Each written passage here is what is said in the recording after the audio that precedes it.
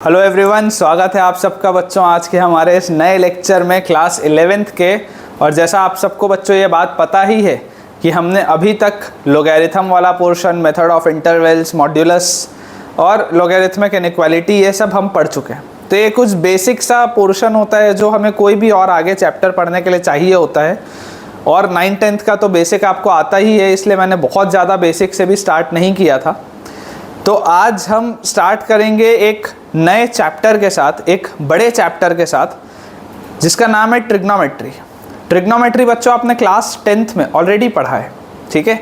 और 10th में आपने जो ट्रिग्नोमेट्री पढ़ा है, क्योंकि वो आपने टर्म 1 टर्म 2 के हिसाब से पढ़ा था, तो उसमें आपने कुछ पोर्शन हो सकता है स्किप किया था या कुछ पोर्शन आपने अच्छे से नहीं भी किया था। तो आज का जो लेक्चर हमारा होगा, एक तो वो हमारा थोड़ा सा क्लास 10th की ट्रिग्नोमेट्री को दोबारा रिकैप करवाएगा ताकि हमें पता चले कि हम क्या पढ़कर आए हैं, और उसके बाद फिर हम उस पर धीरे धीरे चीज़ें आगे बढ़ाते रहेंगे।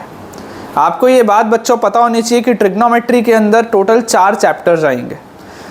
पहला जो आज हम पढ़ने वाले हैं that will B compound angles. उसके बाद आएगा ट्रिग्नोमेट्रिक इक्वेशन जो हम इसके बाद पढ़ेंगे।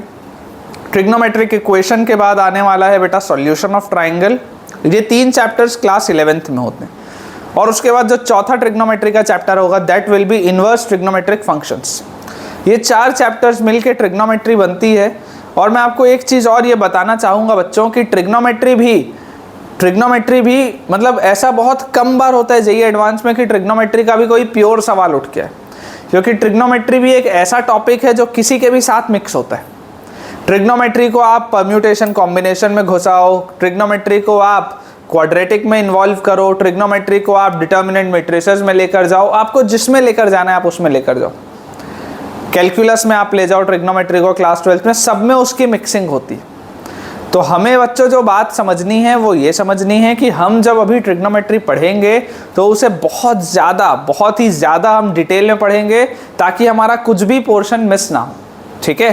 तो विदाउट वेस्टिंग बच्चों एनी टाइम हम स्टार्ट करते हैं ट्रिग्नोमेट्री के साथ। और सबसे पहले मैं आपको कुछ बेसिक सी चीज़ें बता देता हूँ जो मुझे लगता है कि आपने क्लास 10th में पढ़ी होंगी या आपको पता होनी चाहिए। जैसे हमने बच्चों 10th तक जो ट्रिग्नोमेट्री पढ़ी है उसमें हमने हमेशा ये माना है कि अगर हमारे पास ट्रिग्नोमेट्री का सवाल आएगा तो उसमें एक राइट एंगल ट्राइंगल होगा, ऐसा हम मान के चलते हैं क्लास 10th तक के लेवल पे। और एक अगर राइट एंगल ट्राइंगल होगा इसका मतलब ऑब्वियस सा है कि एक एंगल तो उसका 90 डिग्री होगा। एंड हमने मान लिया था कि जो एक दूसरा एक्यूट एंगल होगा that will B theta. Theta जो होता है इसको कहा जाता है थीटा, और थीटा को आप वेरिएबल मानते हैं। बोलने का भाव ये है कि जैसे अलजेब्रा में हम एक्स वाई जेड वेरिएबल मानते हैं, वैसे ही ट्रिग्नोमेट्री में आप थीटा को वेरिएबल मानते हैं। आप चाहें तो एक्स वाई जेड भी मान सकते हैं, लेकिन जनरली थीटा को वेरिएबल माना जाता है। जैसा मैं आपको पहले ही बता चुका हूं, आज का लेक्चर थोड़ा सा बेसिक लगेगा कुछ बच्चों को, क्योंकि शुरू का जो पोर्शन है वो क्लास 10th का रिकैप है, ठीक है। और उसके बाद जैसे ही हम मिड लेक्चर आज का क्रॉस करेंगे तो फिर आपको कुछ न्यू चीज़ें पता चलना स्टार्ट होंगी। अब थीटा की अगर हमने बात की, थीटा हमने वेरिएबल माना, तो सबसे पहली हमको बच्चों जो चीज़ पता होनी चाहिए वो ये है कि अगर राइट एंगल ट्राइंगल में एक एंगल थीटा है तो ऑटोमेटिकली दूसरा एंगल 90 माइनस थीटा होगा। अगर राइट एंगल ट्राइंगल में बच्चों एक एंगल थीटा है तो ऑटोमेटिकली जो दूसरा एंगल होगा वो 90 माइनस थीटा होगा, क्योंकि एंगल सम प्रॉपर्टी लगानी है।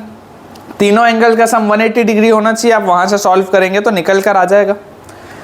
अगर मैं इसकी नेमिंग कर दूं कि मैं इसे वर्टेक्स ए, इसे वर्टेक्स बी और इसे वर्टेक्स सी मानता हूं, अगर मैं ये नेमिंग कर दूं कि ये वर्टेक्स ए है, ये वर्टेक्स बी है, ये वर्टेक्स सी है, तो ट्रिग्नोमेट्री में बच्चों हमने 6 तरीके की चीज़ों को डिफाइन किया था। 6 तरीके के हमने फंक्शंस को डिफाइन किया था।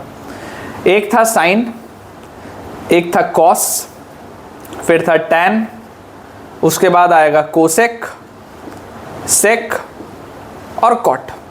ये 6 चीज़ों को हम बच्चों डिफाइन करते हैं। साइन एक ऑपरेटर है।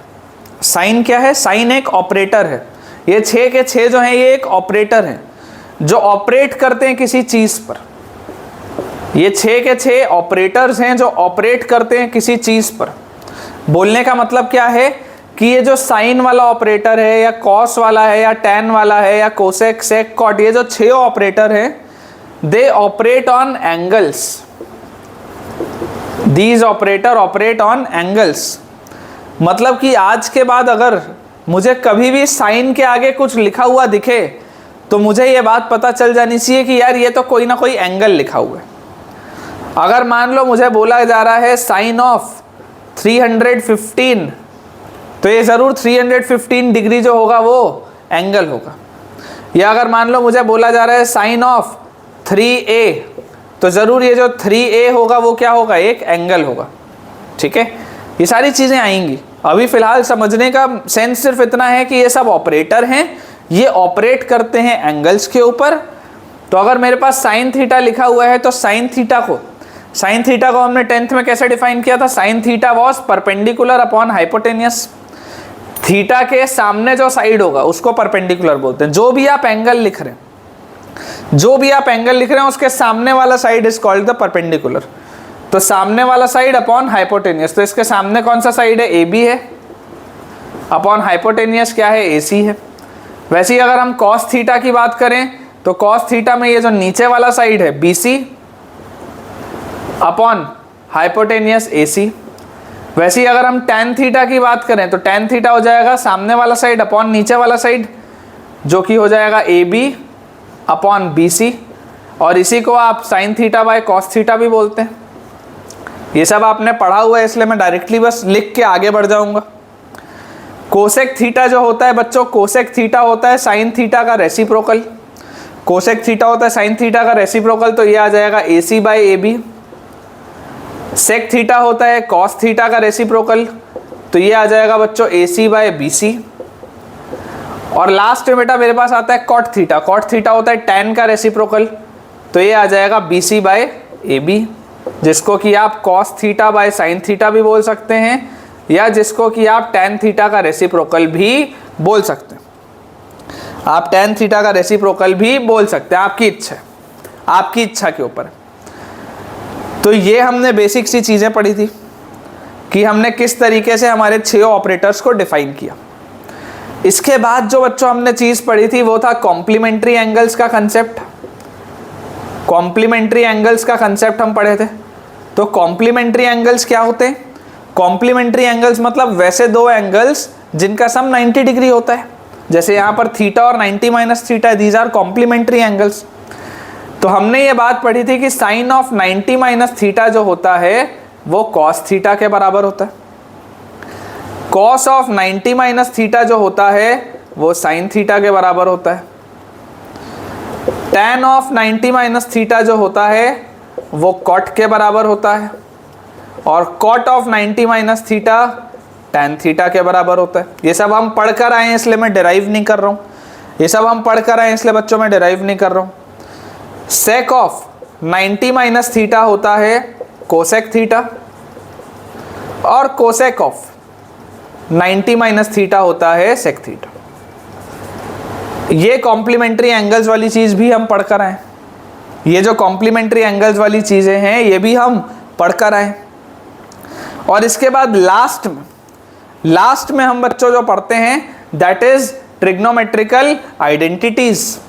ट्रिग्नोमेट्रिकल आइडेंटिटीज, तो हमने 3 ट्रिग्नोमेट्रिकल आइडेंटिटीज क्लास 10th में पढ़ी है। पहली होती है sine square theta plus cos square theta equal to 1।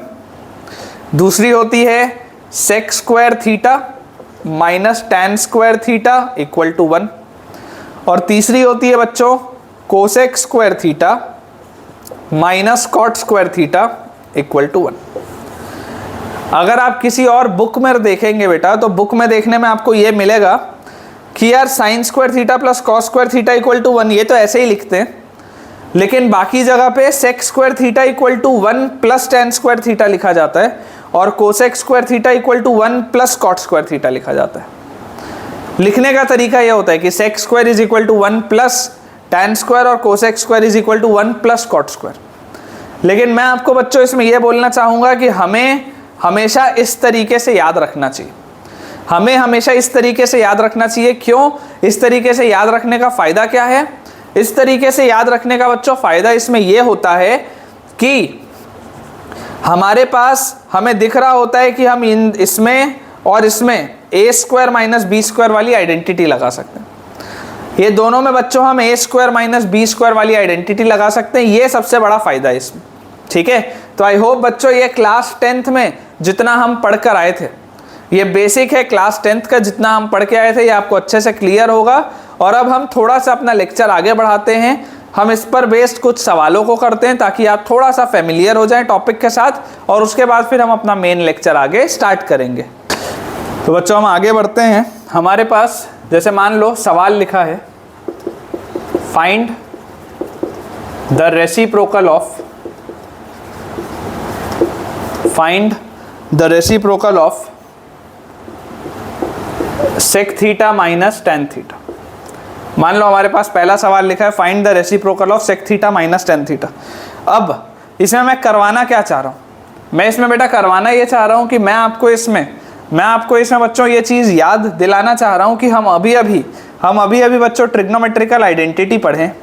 Trigonometrical identity ये बोलती है कि sec square theta minus tan square theta तो 1 होता है। देखो आपको किस तरीके से याद रखना, मैं आपको चीज़ें समझा रहा हूँ। जैसे कभी भी आप सेक और टैन वाला अगर टर्म एक साथ देखते हो तो कान तुरंत खड़े हो जाने चाहिए किसमें, कि यार ये तो sec square minus tan square वाला प्रोफाइल है। सेक और टैन दिखते ही एक बार दिमाग जाना जरूर चाहिए। दिक्कत ये होती है कि बच्चे को ये नहीं समझ में आता है कि सर हमको रिलेट कैसे करना है, कौन सी चीज़ को कहाँ से रिलेट करें। मैं आपको वही सिखाना चाह रहा हूँ, मैं आपको वही सारी चीज़ें याद दिलाना चाह रहा हूँ कि जब भी हम सेक और टैन सुनेंगे तो सेक और टैन सुनते ही ये प्रोफाइल मेरे दिमाग में आना चाहिए कि सेक और टैन में तो ये वाला प्रोफाइल होता है। तो यहाँ से अगर मैं देखूंगा तो देखो sec square minus tan square 1 होता है। अब अगर मैं A square minus B square बोलूँ तो A minus B multiplied by A plus B, ये 1 के बराबर होगा। A minus B multiplied by A plus B, ये 1 के बराबर होगा। तो यहां से बच्चों मुझसे पूछा जा रहा है find the reciprocal of sec minus ten.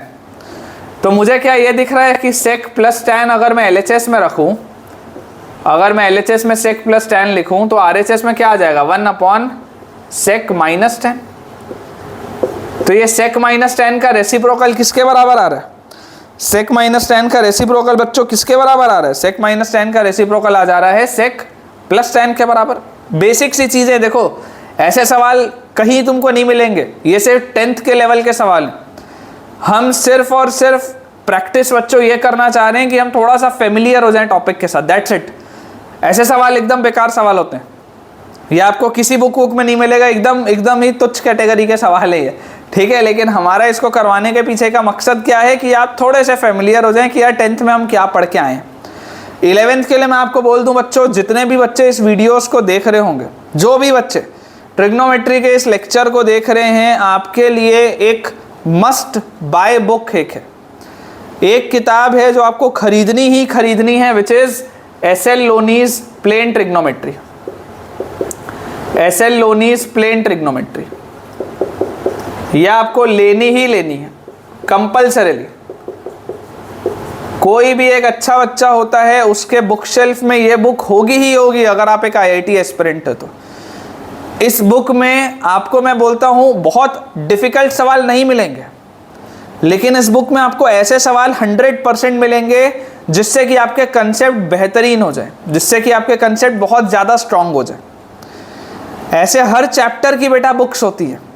जैसे कि अभी हमने लोगैरिथम वाला पोर्शन पढ़ा, लोगैरिथम वाला पोर्शन या अलजेब्रिक वाला जो पोर्शन है उसके लिए एक बुक आती है प्रिलिप्को,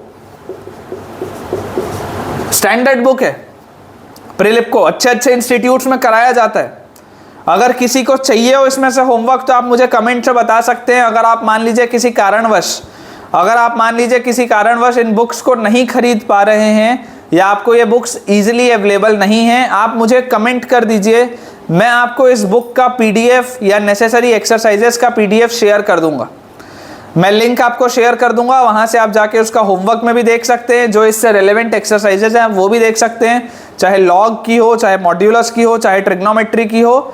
पर्पस ये है बच्चों की आपकी पढ़ाई होनी चाहिए, पढ़ाई के साथ कोई कॉम्प्रोमाइज़ नहीं होना चाहिए। आप चाहे महंगे से महंगे कोचिंग इंस्टीट्यूट में जाना अफोर्ड कर पाएँ या ना कर पाएँ, आपकी पढ़ाई रुकनी नहीं चाहिए। इस चैनल का भी मकसद यही है।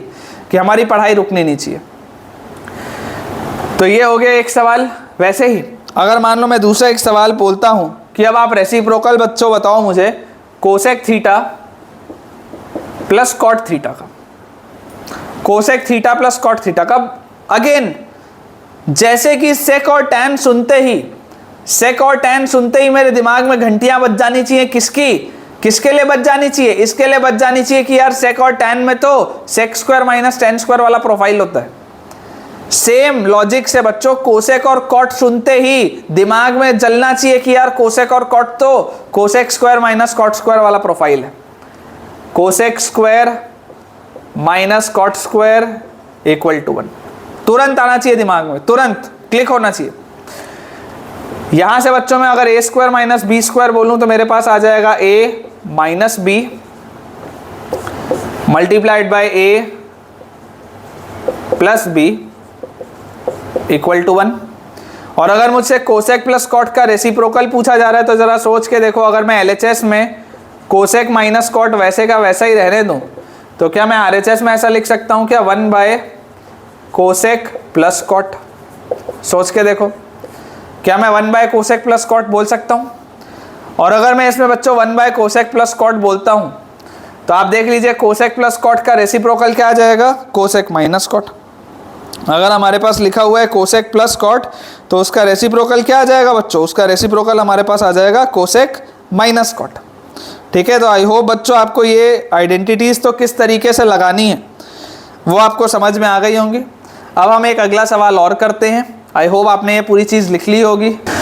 सो बेटा नेक्स्ट क्वेश्चन हमारे सामने लिखा हुआ है find the value of tan square into sine square divided by tan square minus sine square. Again class 10th के लेवल का सवाल, आपको इसकी वैल्यू बतानी। कभी भी अगर सवाल में वैल्यू पूछी जाए या अगर वो सवाल इवैल्यूएट का सवाल हो कि इवैल्यूएट करो इसका, इवैल्यूएट मतलब इसका क्या वैल्यू आएगा, तो ऐसे सवाल जब भी आप सॉल्व करेंगे तो आपको हमेशा बच्चों ये बात पता होनी चाहिए कि ऐसे सवालों को हम जब भी सॉल्व करेंगे तो हमेशा आंसर निकल के एक अच्छा सा नंबर आएगा, कोई एक्सप्रेशन नहीं बचेगा, एक अच्छा सा नंबर आएगा। ठीक है, कोई भी एक इंटीजर हो सकता है, फ्रैक्शन हो सकता है, लेकिन कोई नंबर ही होगा। कभी भी उसका एक एक्सप्रेशन आंसर नहीं हो सकता अगर इवैल्यूएट वाला सवाल है या वैल्यू निकालने वाला सवाल है। तो पहले मैं आपको एक रेगुलर अप्रोच बताता हूं। Method 1 regular approach. कोई भी एक नॉर्मल बच्चा क्या सोचता है? कोई भी एक नॉर्मल बच्चा बच्चों ये सोचता है कि यार tan कभी भी हमको दिखे और कभी भी हमें ट्रिग्नोमेट्री के सवाल में थोड़ी भी प्रॉब्लम आ रही हो तो सबसे बेस्ट होता है सब कुछ साइन कॉस में कन्वर्ट करो और सॉल्व करो। जनरली स्कूलों में ये सिखाया जाता है कि आपको जब भी ट्रिग्नोमेट्री का सवाल अटकता हुआ दिखे आप सब कुछ को साइन कॉस में कन्वर्ट करिए और स्टार्ट करिए, आपका आंसर आ जाएगा। तो हम tan स्क्वायर थीटा को लिख सकते हैं sign square theta upon cos square theta multiplied by sign square theta वैसे का वैसा ही है, divided bye tan square theta को हम लिख सकते हैं sign square theta upon cos square theta और माइनस साइन स्क्वायर थीटा को वैसे का वैसा ही लिख सकते हैं। जैसे ही बच्चों हम ये चीज लिखेंगे तो यहां से हमारे पास देखो इसके बाद क्या आ जाएगा? Sine square into sine square, numerator में तो आ गया साइन की power 4 theta by cos square theta, ये आ गया ऊपर वाले में। और नीचे क्या लिखा है? नीचे देखो, नीचे मुझे एलसीएम लेना पड़ेगा। अगर मैं एलसीएम लूं तो देखो मुझे ये दिखाई दे रहा है कि पहले तो इन दोनों में से साइन स्क्वायर बाहर निकाल लो। आप साइन स्क्वायर आपने बाहर निकाल लिया, साइन स्क्वायर के बाहर निकालते ही देखो अंदर क्या बचा है? 1 बाय कॉस स्क्वायर माइनस 1। अंदर आपके पास बचा है बच्चों 1 bye cos square minus 1, sine square के बाहर निकालते ही। यहां से बच्चों हमारे पास देखो साइन स्क्वायर और साइन की पावर 4 कटेगा तो साइन स्क्वायर थीटा ऊपर बचेगा। तो यहां से मेरे पास न्यूमरेटर में आ गया sine square theta by cos square theta और डिनोमिनेटर में मेरे पास आ गया देखो 1, एलसीएम लेते ही 1 minus cos square upon cos square, ये आएगा बच्चों, ये आएगा हमारे पास। तो यहां से देखो कॉस स्क्वायर और कॉस स्क्वायर कटेगा, साइन स्क्वायर और नीचे लिखा हुआ है क्या? 1 minus cos square, sign square theta by 1 minus cos square theta.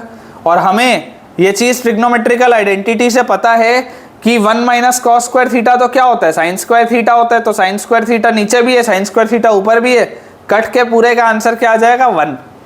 मतलब कि ये जो पहला वाला आपने सवाल लिखा है इसका आंसर क्या होगा बच्चों, इसका आंसर होगा 1। और जैसा मैंने आपको बोला भी था कि अगर ये सवाल इवैल्यूएट वाला सवाल है, अगर बच्चों ये सवाल इवैल्यूएट वाला सवाल है तो इवैल्यूएट वाले क्वेश्चन में कभी भी आंसर एक एक्सप्रेशन आ ही नहीं सकता। इवैल्यूएट का अगर कोई भी सवाल है तो उसका आंसर एक अच्छा सा नंबर ही होगा। तो ये तो हो गया बच्चों मेथड 1। अब अगर मैं मेथड 2 की बात करूं तो मेथड 2 थोड़ा सा जुगाड़ है। मेथड 2 क्या है, थोड़ा सा जुगाड़ वाला मेथड है। कैसा जुगाड़ वाला मेथड है, अगर सवाल इवैल्यूएट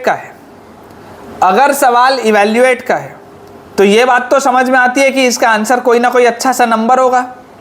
ये बात तो क्लियर है कि इसका आंसर कोई ना कोई बढ़िया सा नंबर आएगा। तो ऐसे सवालों में ये बोला जाता है कि assume theta to be some angle. आप थीटा को कोई भी एक एंगल अज्यूम कर लो, आप थीटा को कोई भी एक अच्छा सा एंगल अज्यूम कर लो। बोलने का सेंस ये है कि आपको थीटा को ऐसा एंगल मानना पड़ेगा जिसमें ये सवाल डिफाइंड हो। नहीं तो कोई बच्चा बोलेगा कि सर थीटा को तो आप 0 डिग्री मान लो, तो मैं बोलूंगा नहीं 0 डिग्री मत मानो। क्यों? क्योंकि अगर 0 मानोगे तो देखो ऊपर भी 0 बन जाएगा, नीचे भी 0 बन जाएगा, सवाल अटक जाएगा। कोई बच्चा बोलेगा सर थीटा को 90 डिग्री मान लेते हैं, तब भी सवाल अटक जाएगा। क्यों? क्योंकि 90 डिग्री मानते ही tan अनडिफाइंड हो जाएगा। आपको थीटा को कोई ऐसा एंगल मानना होता है जिसमें आपका पूरा सवाल डिफाइंड हो। लेट अस से 30 डिग्री या लेट अस से 45 डिग्री, आपको जो मानना हो आप मान लो। चलो मैं 45 मान रहा हूं, आप होमवर्क में रख लो, आप 30 भी मान के देख लेना, 60 भी मान के देख लेना, आंसर सेम आएगा। आप 30 भी मान के देख लेना, आप 60 भी मान के देख लेना, आंसर सेम आएगा। 45 डिग्री अगर मान लो मैं मान लेता हूं और 45 डिग्री में इसमें सब्स्टिट्यूट कर देता हूं। 45 डिग्री डालते ही देखो tan स्क्वायर 45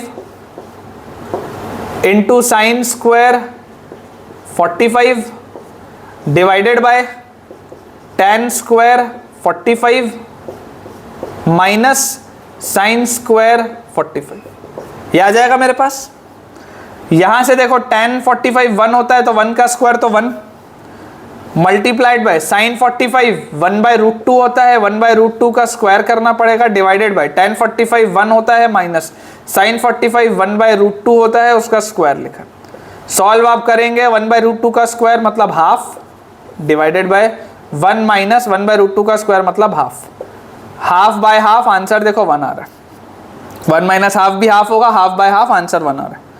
तो बोलने का सेंस क्या है बच्चों, बोलने का भाव आप में ये है कि अगर इवैल्यूएट का सवाल है तो इवैल्यूएट के सवाल में आप वेरिएबल को कुछ भी एक ऐसी चीज मान लीजिए जिससे कि आपका सवाल अनडिफाइंड ना हो और आप सॉल्व कर लीजिए।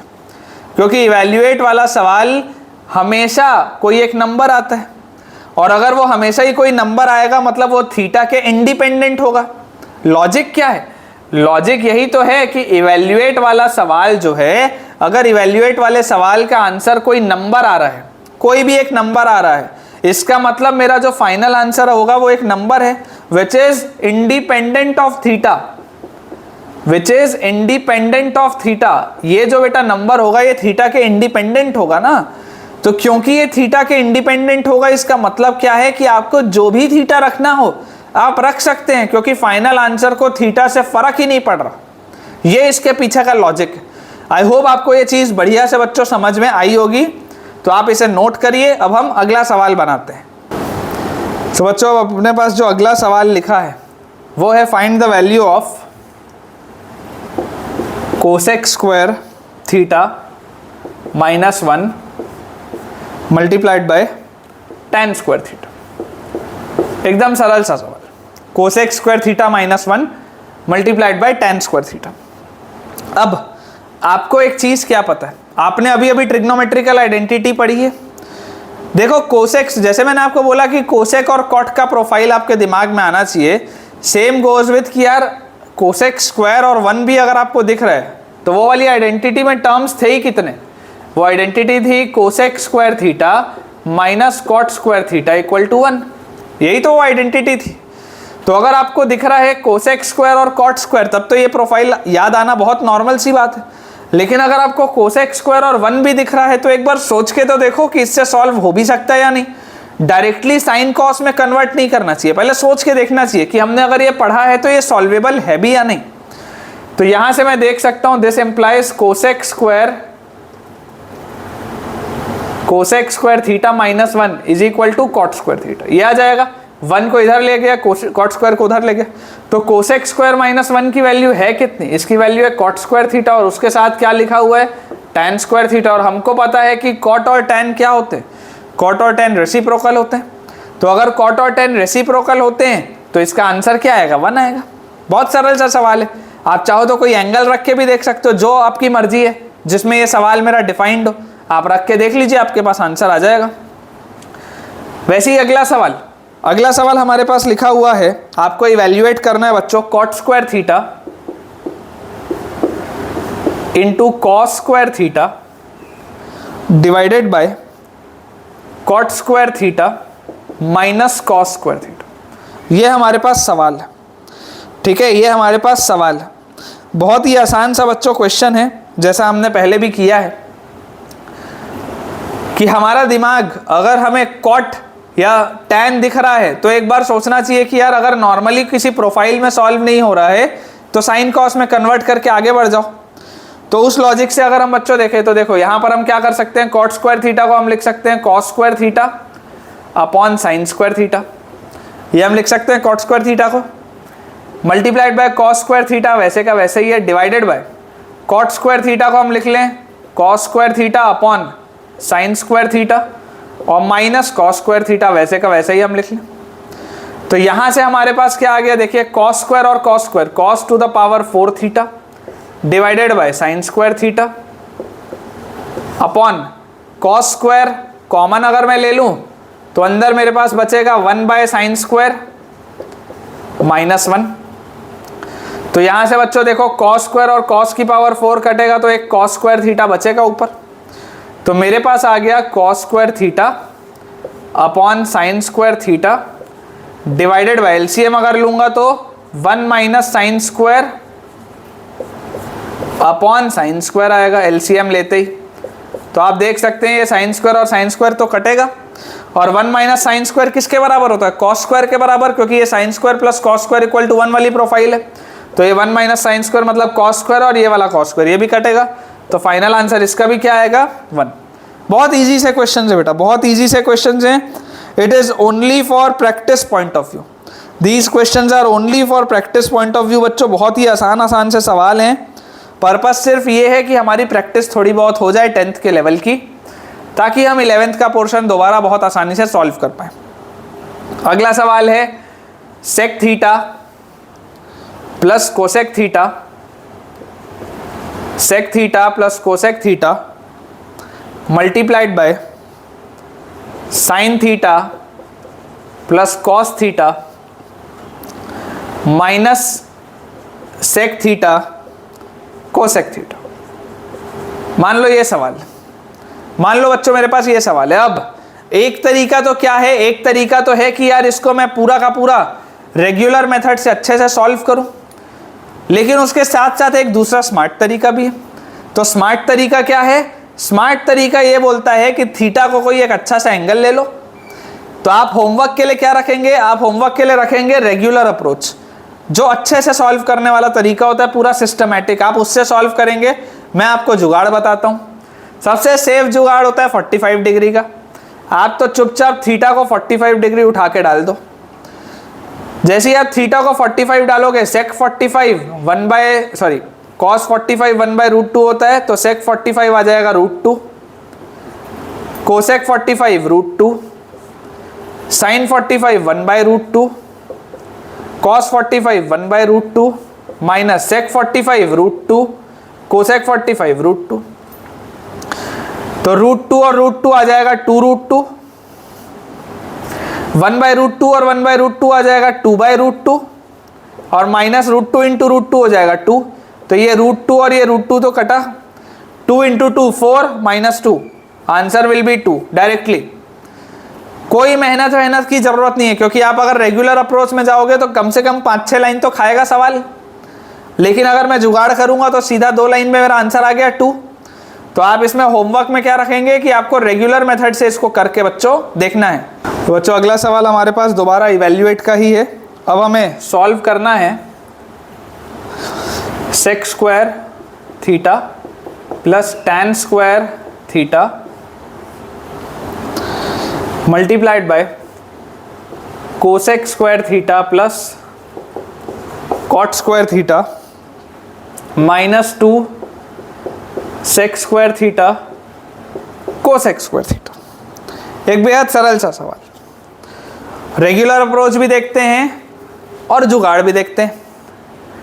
तो सबसे पहले तो रेगुलर अप्रोच ये बोलता है कि यार ज़रूर मुझे इसमें सेक स्क्वायर और टैन स्क्वायर दिख रहा है। बच्चों को लग रहा होगा कि सर प्रोफाइल का सवाल तो कहीं नहीं है, लेकिन ये बात श्योर है कि ये प्रोफाइल का सवाल नहीं है। क्यों? क्योंकि प्रोफाइल के लिए तो sec square minus tan square चाहिए था, यहाँ पे तो sec square plus tan square है, तो प्रोफाइल तो नहीं है। तो यहाँ से बच्चों में देखो सबसे बेसिक सा अप्रोच होता है कि जब कुछ ना समझ में आए तो साइन कॉस का सहारा लो।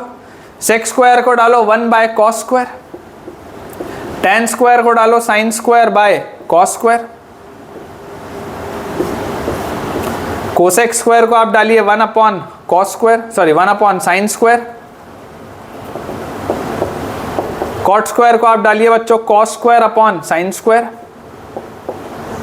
और -2 सेक स्क्वायर मतलब 1/cos स्क्वायर, कोसेक स्क्वायर मतलब 1/sin स्क्वायर। ये हमने अपलोड कर दिया, ये हमने डाल दिया यहाँ पे।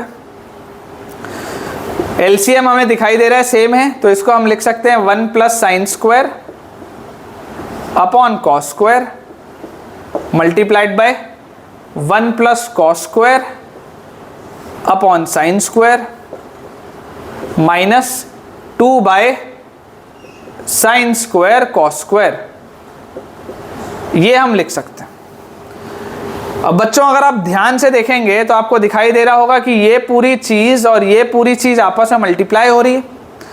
तो डिनोमिनेटर तो दोनों में ही सेम है। देखो यहाँ पर भी नीचे साइन स्क्वायर cos स्क्वायर आएगा, यहाँ पर भी साइन स्क्वायर cos स्क्वायर लिखा है, डिनोमिनेटर तो सेम है। अगर मैं इसके न्यूमरेटर्स को मल्टीप्लाई करूं, अगर मैं इसके न्यूमरेटर्स को मल्टीप्लाई करूं तो देखो मल्टीप्लाई करने पे क्या आएगा, 1 से 1 गया 1 और साइन स्क्वायर मिलके बनाया साइन स्क्वायर, cos स्क्वायर और 1 मिलके बनाया cos स्क्वायर, और cos स्क्वायर और साइन स्क्वायर मिलके बनाया साइन स्क्वायर cos स्क्वायर। और क्योंकि मुझे पता है कि दोनों का डिनोमिनेटर सेम है तो मैं न्यूमरेटर्स को नॉर्मली जोड़कर लिख सकता हूं। तो आगे -2 लिखा है तो -2 लिख दिया, और डिनोमिनेटर में आ गया sine square cos square common. Denominator में आ गया बच्चों हमारे पास sine square cos square common. तो देखो sine square plus cos square theta कितना होता है, sine square theta plus cos square theta होता है 1, ये वाला 1 और ये वाला 1 2, और ये -2 कट जाएगा। तो काट लेते हैं -2 1 और ये वाला पूरा ये कट जाएगा आपस में। अब मेरे पास बचा क्या, अब मेरे पास बचा यहाँ पे न्यूमरेटर में सिर्फ और सिर्फ sign square theta cos square theta, और डिनोमिनेटर में भी सिर्फ और सिर्फ sign square theta cos square theta. दोनों आपस में कटेंगे, final answer will be 1। Evaluate का सवाल है, आंसर 1 ही आना था, कोई नंबर ही आना था। तो हमने कम से कम 4-5 स्टेप लिए, बीच में 1-2 स्टेप खाए भी, तो मेहनत का सवाल। लेकिन अगर हम इसमें जुगाड़ देखें तो जुगाड़ क्या बोलता है कि यार थीटा को उठा के कोई भी एक एंगल डाल दो और सॉल्व कर लो।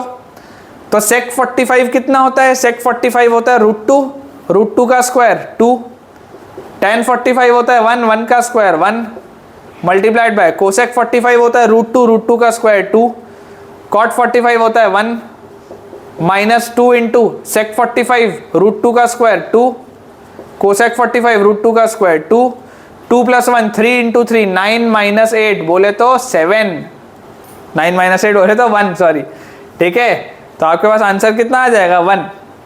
दोनों ही से आप देख सकते हैं 1 आ रहा है। तो मेरे हिसाब से तो ये ज़्यादा अच्छा है, ये ज़्यादा अच्छा है। क्यों अच्छा है?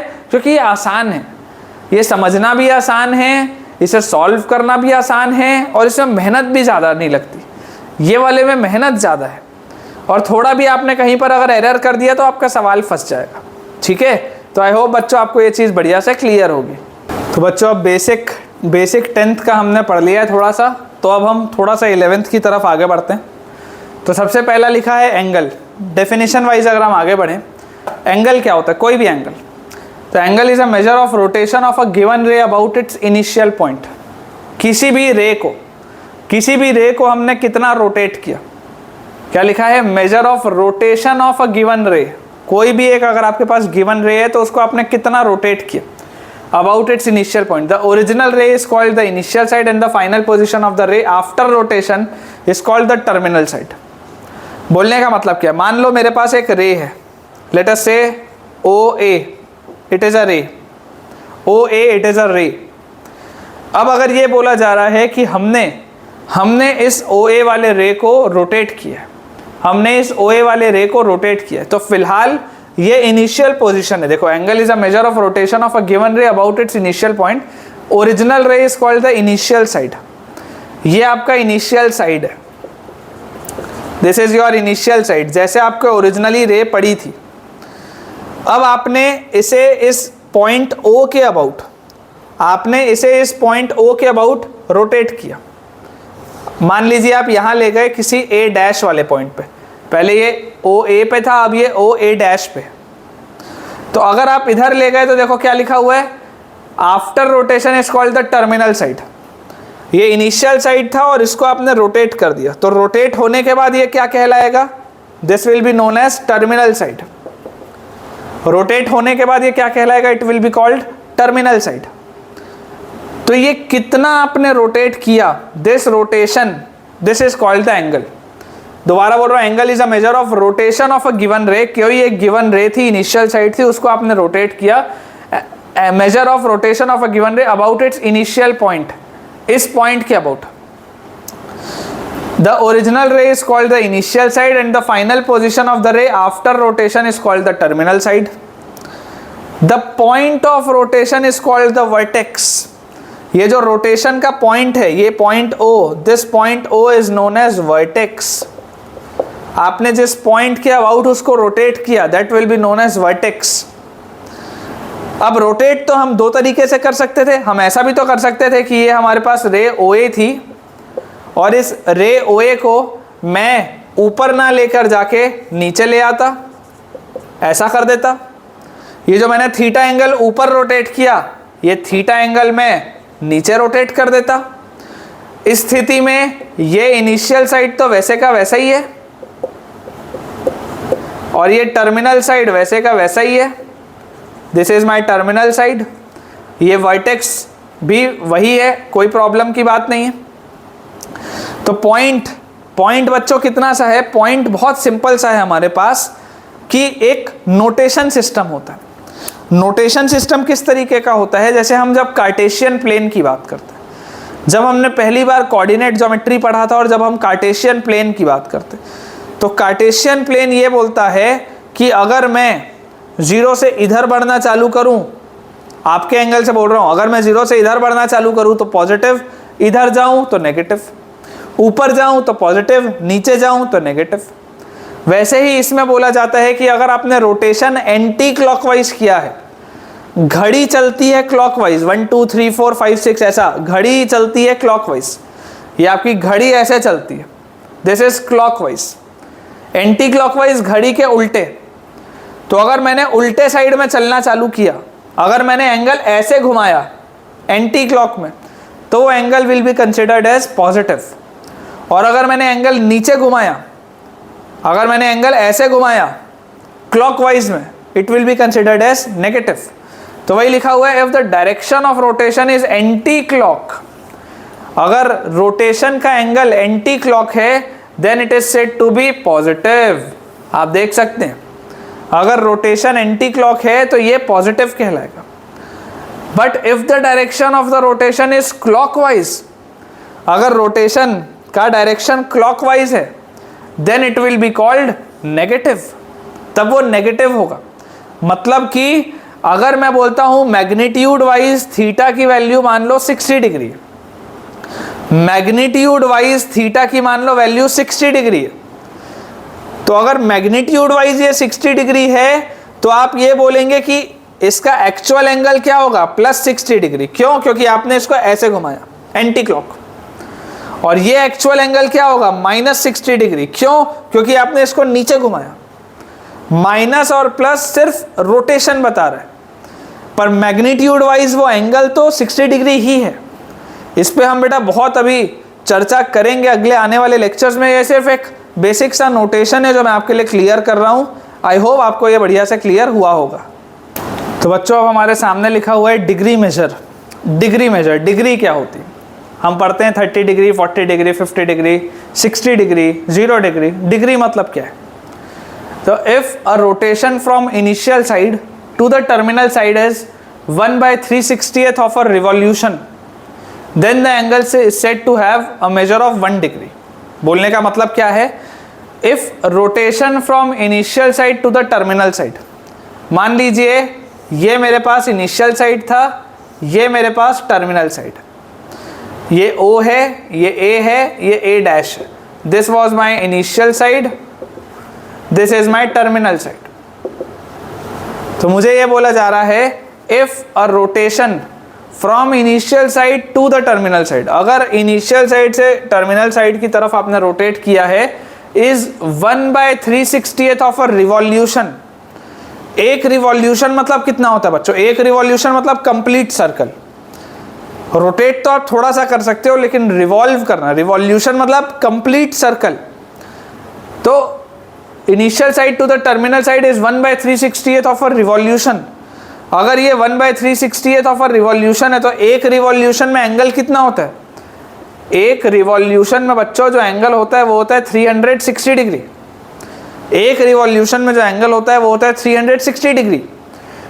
तो आपको वही बोला जा रहा है is 1/360th of a revolution।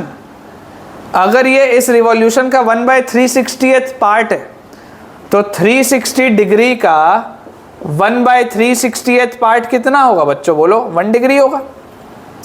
360 degree का 1/360th पार्ट क्या होगा? 1 डिग्री होगा। Is said to have a measure of 1 degree. बोलने का मतलब यह है कि अगर ये सिर्फ डिफाइन करने का तरीका है कि अगर ये पूरा अगर रिवॉल्यूशन 360 डिग्री का था और अगर मैंने जितना रोटेट किया है वो केवल 1/360th पार्ट है उसका, पूरे रिवॉल्यूशन का केवल 1/360th पार्ट अगर मैंने रोटेट किया है, मतलब मैंने कितना रोटेट किया? 1 डिग्री रोटेट किया। सिंपल डेफिनेशन, ऐसे डेफिनेशन बेस्ड सवाल आते नहीं है पेपर में। तो थियोरिटिकली हमको देखो, हमारे इस चैनल का जो पर्पस है बच्चों वो ये है कि आपका स्कूल पॉइंट ऑफ व्यू और आपका competitive exam point of view दोनों के साथ हो पाए। क्योंकि अक्सर बच्चों के साथ ये प्रॉब्लम होती है कि जब हम कंपटीशन बस पढ़ने लग जाते हैं तो देर सवेर हमको मार्च के महीने में, फरवरी के महीने में स्कूल बहुत रुलाता है। ऐसा होता है, ठीक है। आपको भले अभी रियलाइज़ नहीं होगा, अभी आपके कोचिंग के टीचर बोलेंगे कि सब हो जाएगा, कोई मतलब नहीं है, ये है वो है, लेकिन देर सवेर बच्चों एग्ज़ाम आपको देना है, लोड तो पड़ेगा, ठीक है ना। 11वीं 12वीं में स्कूल का लोड पड़ता है आखिरी में, क्योंकि आप यहाँ पर सिर्फ न्यूमेरिकल प्रैक्टिस करते रह जाते हैं, जबकि बोर्ड में तो न्यूमेरिकल आते ही नहीं उतने ज़्यादा। बोर्ड में तो थ्योरी आती है, बोर्ड में तो डेफिनेशन आता है, बोर्ड में तो एग्जाम्पल्स आते हैं। इसलिए ये सारी चीज़ें हमको पता होनी चाहिए, क्योंकि हमको होलिस्टिकली पढ़ना है। IIT तो क्लियर करना ही करना है, लेकिन बोर्ड में भी तो कम से कम 80-90% मार्क्स चाहिए, ठीक है। तो अपन उसके लिए आगे बढ़ते। तो ये हो गया इसका डेफिनेशन कि अगर मैंने एंगल, जो मैंने डिग्री बोला है, डिग्री मतलब सिंपल सा है कि अगर मैंने जो रोटेशन किया है, अगर वो 1/360th पार्ट है उस रिवॉल्यूशन का, तो it will be said to have 1 degree measure. अब 1 डिग्री के अंदर 60 मिनट होते हैं। अगेन ये जैसे 1 मीटर में 100 सेंटीमीटर होगा, 1 किलोमीटर में 1000 मीटर होगा, उस तरीके की बात। 1 डिग्री में 60 मिनट्स होते हैं, जिसको हम 60 और एक सिंगल हैश लगा सकते हैं। और 1 मिनट के अंदर 60 सेकेंड्स होते हैं, ये उसका और सब पार्ट है। 1 डिग्री में 60 मिनट और 1 मिनट में 60 सेकेंड, जिसको हम 60 और डबल हैश लगा सकते हैं, ठीक है। ये सिर्फ एक नोटेशन का सिस्टम है, इस पर बेस्ड एक बेसिक सा हम सवाल बच्चों कर लेते हैं आज, फिर हम आज का लेक्चर अपना एंड करेंगे। एक बेटा बहुत ही सरल सा सवाल, इतने इजी क्वेश्चंस भी आते नहीं है पेपर में। पर्पस सिर्फ ये है कि थोड़ा अभी हमने जो पढ़ा है उससे हम थोड़ा सा क्लियर हो जाएं कि हम क्या पढ़ कर आएँ। तो उस पर बेस्ड ये सवाल है कि आपके पास लिखा हुआ है 65 डिग्री 30 मिनट्स 45 सेकेंड्स, इसको आपको पूरे को डिग्री में कन्वर्ट करना है। बहुत ईजी सा क्वेश्चन है, ठीक है, तो हम इसको बना लेते हैं, बहुत इजी सा क्वेश्चन है। हम इसको क्या करेंगे, 65 डिग्री तो वैसे का वैसा ही है। मुझे पता है कि 60 मिनट में 1 डिग्री बनता है, तो 1 मिनट में 1/60 डिग्री बनेगा। तो ये 30 मिनट्स को मैं क्या लिख सकता हूँ, 30 × 1/60 डिग्री। और उसके बाद क्या लिखा हुआ है, 45 सेकेंड्स। तो 45 सेकेंड्स मतलब क्या है, 60 सेकेंड का 1 मिनट बनता है, 60 सेकेंड का 1 मिनट बनता है। ठीक है, और यहाँ से हम बोल सकते हैं कि 1 सेकेंड का कितना मिनट होगा, 1/60 मिनट होगा। तो ये 45 सेकेंड्स को सबसे पहले तो आप क्या लिख सकते हो, 45 × 1/60 मिनट्स बोल सकते हो। ठीक है, और हमको पता है 1 मिनट मतलब कितना डिग्री है, 1/60 डिग्री है।